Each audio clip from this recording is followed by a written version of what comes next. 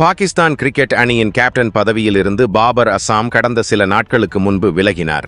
இதையடுத்து பாகிஸ்தான் அணியின் ஒருநாள் மற்றும் 20 ஓவர் அணிக்கு புதிய கேப்டனாக யார் நியமிக்கப்படுவார் என ரசிகர்களிடையே கேள்வி எழுந்துள்ளது.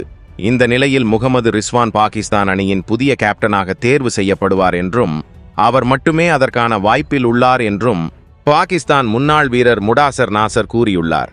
இது தொடர்பாக அவர் கூறியதாவது: பாகிஸ்தான் கிரிக்கெட் வாரியம் ரிஸ்வானை தவிர அனைவரையும் முயற்சி செய்துவிட்டது. இதனால் அவரைதான் பாகிஸ்தான் கிரிக்கெட் வாரியம் கேப்டனாக்க முடியும். ஆனால் பாகிஸ்தான் அணி வீரர்களுக்கும் மேல்மட்ட நிர்வாகத்தினருக்கும் ரிஸ்வான் மீது திருப்தி இல்லை. ஆனாலும் அவரை விட்டால் வேறு நபர் இல்லை.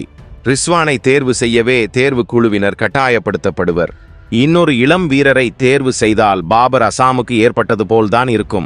எனவே மூத்த வீரர் ஒருவரை கேப்டனாக்கி அவர் தலைமையில் இளம் வீரர் ஒருவரை கேப்டன் பதவிக்கு தயார்படுத்த வேண்டும். என்னை பொறுத்தவரை 3 வடிவங்களுக்குமே ரிஸ்வானை கேப்டனாக்கினால் நல்லது என்றுதான் நினைக்கிறேன். கேப்டன் பதவியில் ஏற்பட்ட மாற்றங்கள் பாகிஸ்தான் அணியின் சமீபத்திய தோல்விகளில் பிரதிபலித்தது. இளம் வீரர்கள் கேப்டனாக்கப்பட்டு பிறகு நீக்கப்படுகின்றனர். இதனால் அணியில் பிளவுகள் ஏற்படுகின்றன.